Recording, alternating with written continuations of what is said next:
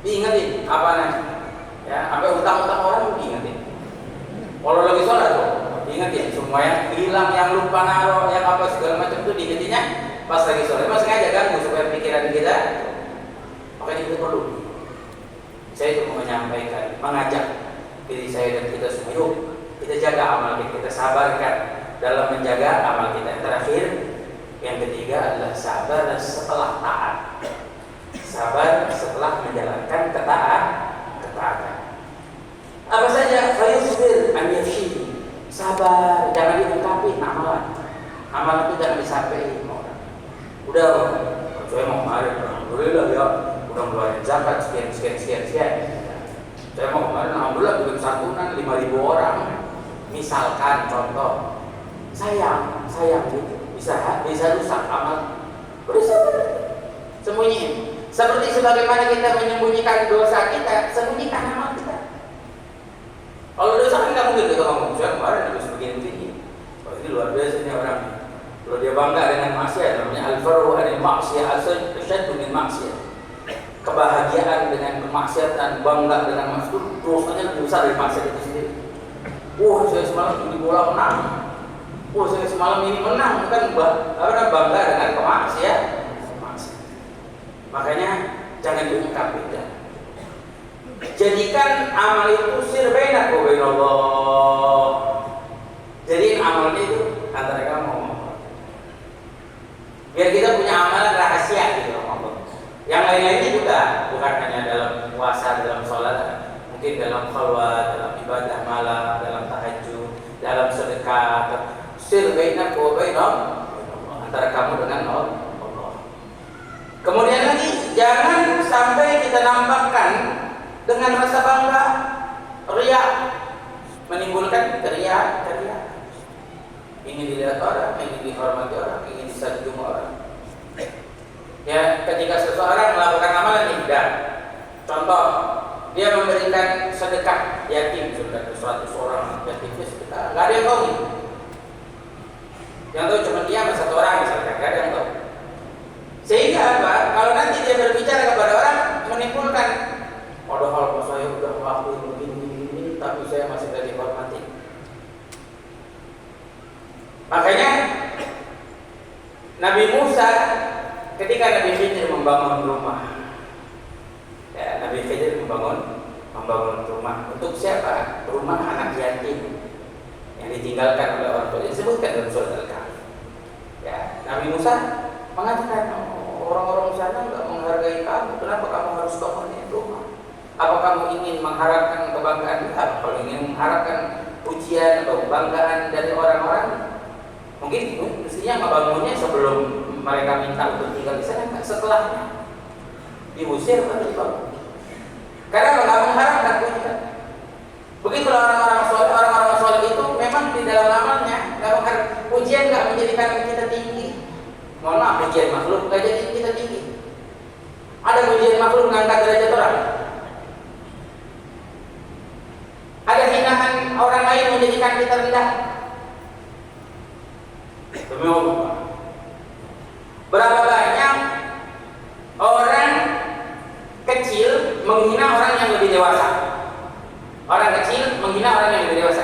Jadi orang kecil menghina orang yang lebih dewasa tidak menjadikan orang kecil itu dewasa, tapi tetap menjadikan orang kecil itu kecil.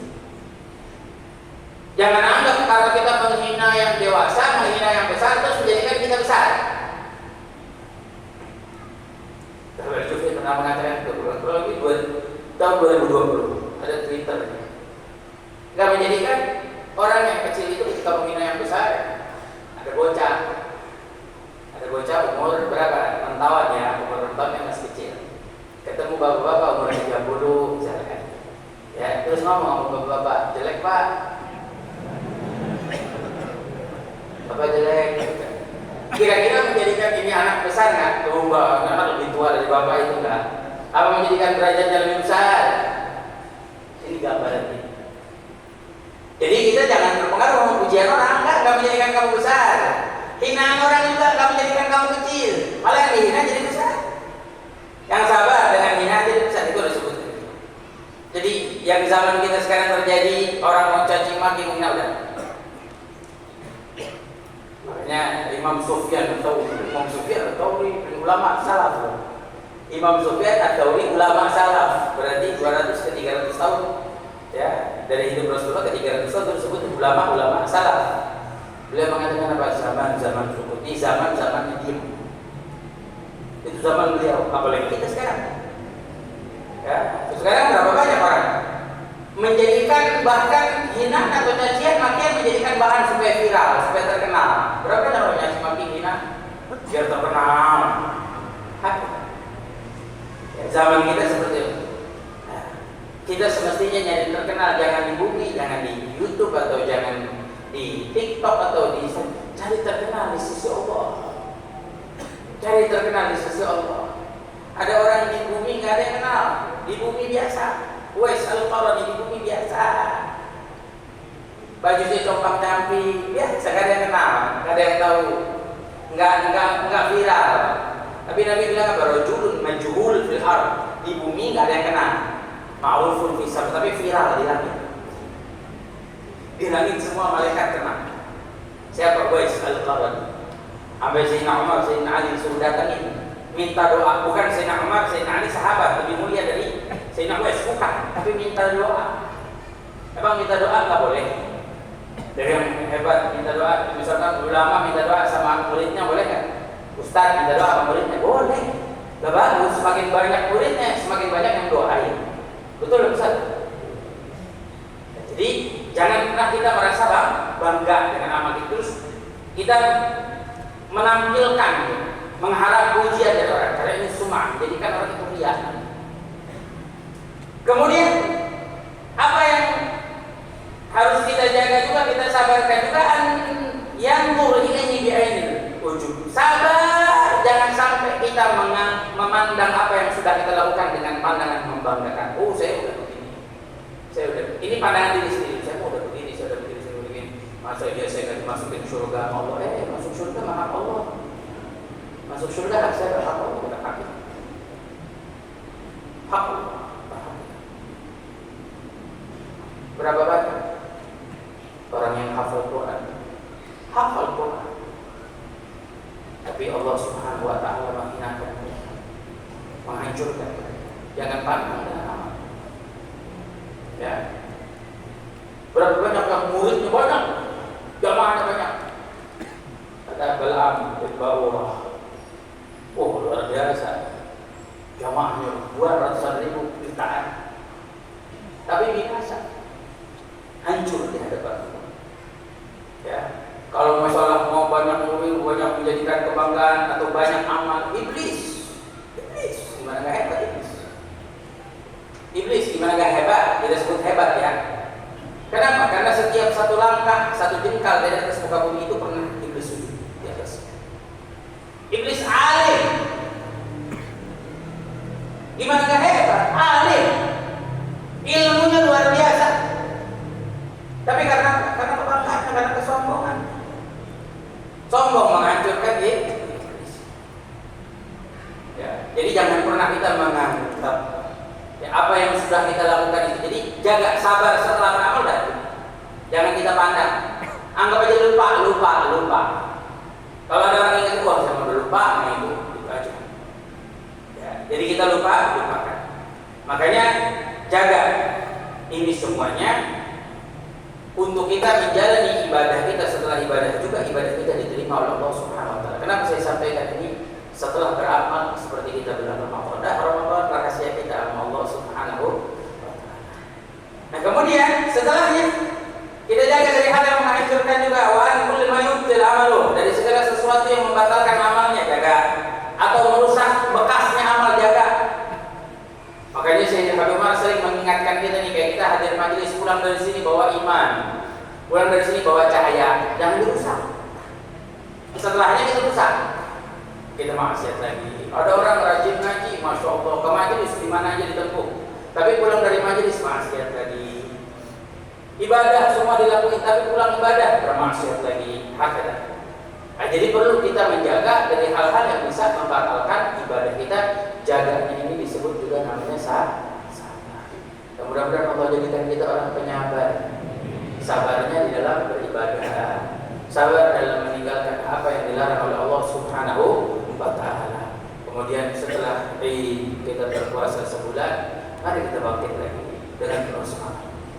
Habib Umar pernah mengatakan, "Inshahatus siyam wal qiyam karahatul adzan." Seseorang yang pengen tahu diterima puasanya, tarawihnya, ibadahnya adalah mereka setelah Ramadan karahatul adzan, benci sama keburukan, benci maksiat. Dan saya nggak mau ngelakuin maksiat, saya nggak mau ngelakuin lagi dosa. Itu kalau ada dalam hati beruntung. Tapi kalau ada orang habis lebaran, ayo udah sebulan kita ibadah, sekarang ada teman ngajakin, ayo maksiat, gas sekali. Jangan ya, jaga.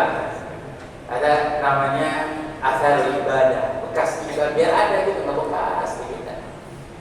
Banyak orang pergi haji, pulang haji, masya Allah, ubah-ubah hatinya.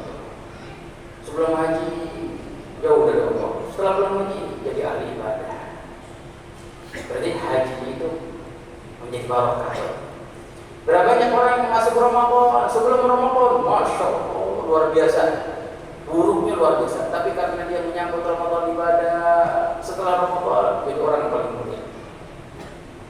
Ada orang menyambut sholatnya, menyambut ibadahnya, penyambutan hatinya dengan baik, sehingga apa? Tidak usai dari itu semua kecuali orang itu sudah mendapat rahasia dari Allah, dicintai oleh Allah, menjadi dekat dengan Allah Subhanahu wa Ta'ala. Mudah-mudahan kita semua mendapatkan, amin. Amin ya Rabbal. Saya berharap hadirin hadirat semua yang hadir malam ini, ayo kita istiqomah malam Selasa hadir, ya, malam Selasa hadir. Jangan kita lepasin. Ini udah taman surga buat kita. Insya Allah ya, insya Allah. Kita nih yang punya kesibukan, lelah, capek, sama urusan dunia, urusan rumah tangga, urusan keluarga dan lain sebagainya, datanglah malam Selasa. Keluar dari sini, insya Allah mudah-mudahan Allah beri ketenangan. Beneran? Saya ngerasa itu. Capek, lelah, hadir majelis, keluar enak, tenang hati. Ya, walaupun ada lemah, kedua ingat lagi urusan yang sebanyak. Ya, tapi alhamdulillah kita dapat ketenangan.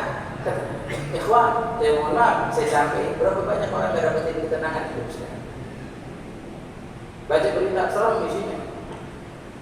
Ada sampai ibu ditinggal suaminya, anaknya dibunuh. Wow. Ada sampai lagi bapak-bapak bunuh anaknya. Ada anak bunuh ibunya. Ya Allah. Ini udah luar biasa. Ya, yang aku lagi ngurusin ini, yang aku lagi ngurusin apa namanya, segala macam. Udah harus pusing. Apalagi dengerin berita, dengerin ini pusing. Gimana lagi kalau bukan di sini kita dapat ketenangan? Ya, mudah-mudahan Allah kasih keistiqomahan buat kita semua. Ya jangan pengaruh guru. Oh, kalau gurunya si Ani baru ramai, jangan. Siapa aja hadir, dengerin. Nggak ada yang nggak manfaat demi Allah. Semua yang disampaikan di sini manfaat. Walaupun kita nggak paham, manfaat. Walaupun kita nggak paham, barokah buat kita. Ya apalagi kalau kita paham, insya Allah. Ya mudah-mudahan Allah jaga guru-guru kita semua. Para dewan guru yang mohon maaf tidak bisa hadir bersama malam hari ini, mudah-mudahan Allah jaga, Allah panjangin umur beliau semua. Dan mudah-mudahan yang hadir Allah panjangin umur beliau. Dan yang belum hadir, mudah-mudahan Allah panjangin umur bisa hadir bersama kita. Insya Allah setiap malam Selasa kita dikasih keistiqomahan.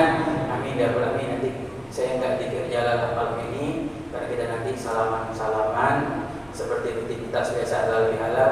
Kita dengerin dulu nasihat dari guru kita Habib Hasan, Habib Muntir Musawa, mudah jadi barokah buat kita. Jujur ya, saya paling demen kalau udah Habib Hasan masuk nih. Dari tadi saya udah lihat nih pintu, berharap Habib Hasan masuk. Karena insya Allah adanya beliau, Habib Muntir hadir bersama kita. Ya, hormatin kita punya anaknya guru itu guru buat kita. Anaknya guru buat kita. Insya Allah jadi barokah buat kita semuanya. Amin. Ya Rabbal alamin. Hada billahi wa lakum minkum. Assalamualaikum warahmatullahi wabarakatuh. Waalaikumsalam.